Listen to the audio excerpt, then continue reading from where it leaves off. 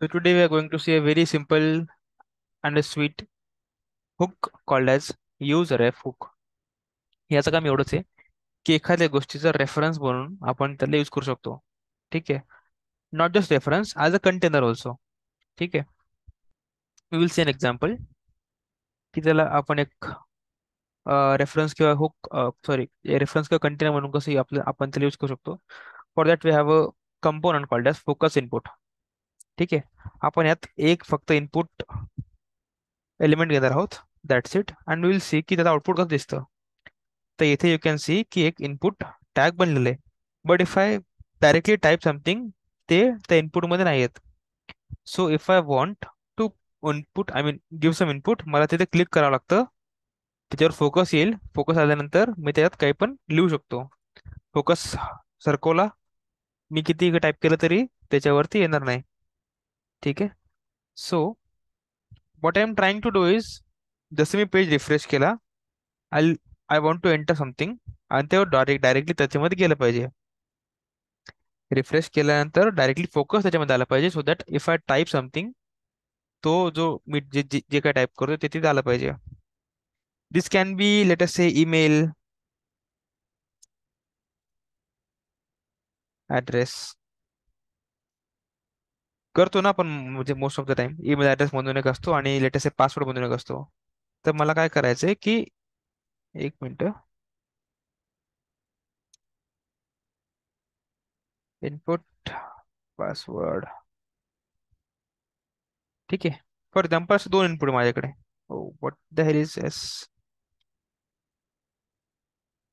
तर मला असं वाटतं की पेज रिफ्रेश झाल्याबरोबर इथे ईमेल ॲड्रेसमध्ये माझा फोकस आला पाहिजे सो दॅट मी जे काही पटकन ईमेल आय डी टाकतो तो इथे तो ऑक्युपाय करून घेईन म्हणजे मला इथे मॅन्युअली जाऊन क्लिक करायची गरज पडणार नाही. For that we will create a reference.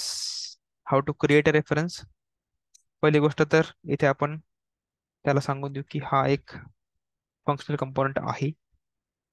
त्यानंतर आपण जसं बाकीच्या हुक्सला इम्पोर्ट केलं होतं रिॲक्ट मधून तसंच याला पण इम्पोर्ट करून घेऊ. इम्पोर्ट ऑटोमॅटिक होईल पण जस्ट फॉर युअर अंडरस्टँडिंग मी सांगतोय की जर तुम्हाला असं काही इम्पोर्ट करायचं असेल you can do it like this. ठीक आहे. त्याला यूज कसं करायचं. सिम्पल यूज रेफ फंक्शन आणि हा एक गोष्ट रिटर्न करतो जो की असेल reference. So I will name it as input ref. ठीक आहे. Input ref. अच्छा इनपुट काय आहे बरं. इनपुट आहे एक HTML चा इनपुट एलिमेंट. राईट.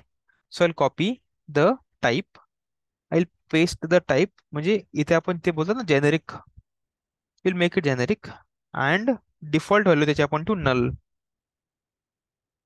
की हा इनपुट रेफ याचा टाईप असेल HTML इनपुट एलिमेंट त्याचे डिफॉल्ट व्हॅल्यू काय असेल तर नल असेल.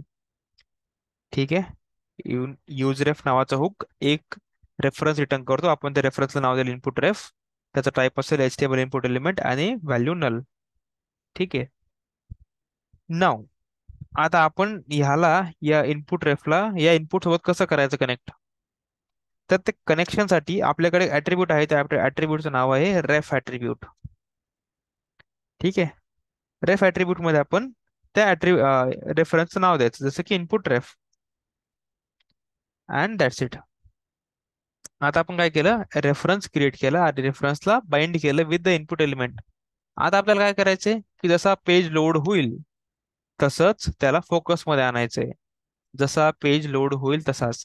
पेज लोड होण्यासाठी म्हणजे पेज लोड झाल्यानंतर सगळ्यात पहिली जी आपली क्लास कंपोनंटच्या लाईफसायकल मधली जी मेथड कॉल होते ती आहे फॉर साईड इफेक्ट. ठीक आहे.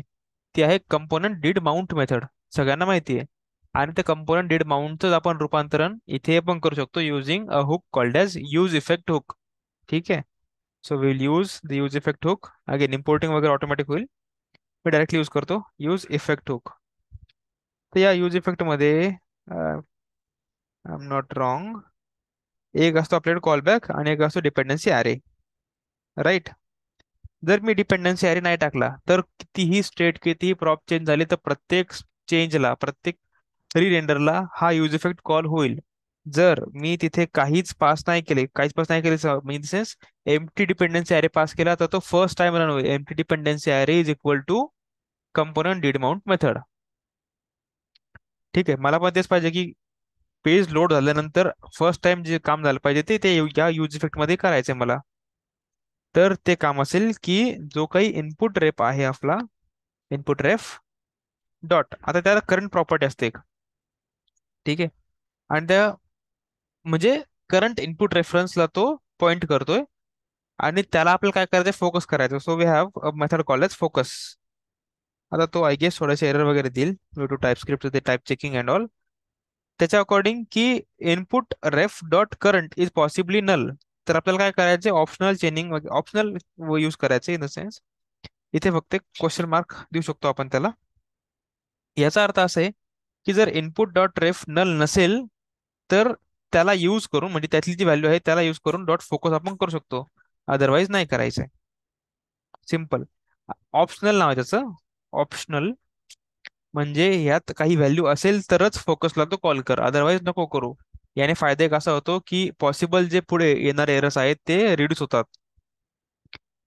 ठीक आहे, so input dot ref, sorry input ref dot current optional chaining म्हणतात त्याला, dot focus. As of now you can ignore this question mark. Input ref dot current dot focus ने काय होईल, तो फोकस मध्ये येईल. So whenever I go to this page and I refresh the page. ठीक आहे, मी refresh करतोय. आता बघा ऑटोमॅटिक ते फोकस मध्ये येते, ऑटोमॅटिक फोकस मध्ये येते. ठीक आहे, so this is how we can use the use ref hook. ठीक आहे, तर आपण काय केलं, आपण एक छोटासा फॉर्म बनवला. त्यात दोन इनपुट एलिमेंट आहेत, एक फॉर ईमेल आय डी, एक इज फॉर पासवर्ड. मला असं वाटतं की ईमेल आय डी चा जो इनपुट टॅग आहे तो पेज लोड झाल्याबरोबर फोकसमध्ये आला पाहिजे. तर त्यासाठी आपण काय केलं, एक रेफरन्स क्रिएट केला इनपुट रेफ नावाचा. त्याला बाइंड केला आपल्या इनपुट एलिमेंट सोबत, आणि त्याला फोकसमध्ये आणण्यासाठी ऑन पेज लोड आपण यूज इफेक्ट हुक यूज केला आहे. आणि त्या यूज इफेक्ट मध्ये आपण काय केलं, त्याला फोकसमध्ये आणण्याचा तो एक लाईनचा कोड लिहिला आहे, which is input ref dot current dot focus parenthesis. Focus म्हणजे एक फंक्शन ऍक्च्युली, जो की त्याला फोकसमध्ये आणतो. तर इंटरनली कोड खूप मोठा असेल. ठीक आहे, we don't even need that. But फोकसने फक्त काय होतं, तो जो इनपुट एलिमेंट आहे particular, not as just input element, DOM element कोणता असू द्या, डॉम नोड, तो फोकस मध्ये येतो. म्हणजे आपण इनपुट रेफनी काय होतं, कुठल्याही डॉम नोडला रेफरन्स देऊ शकतो.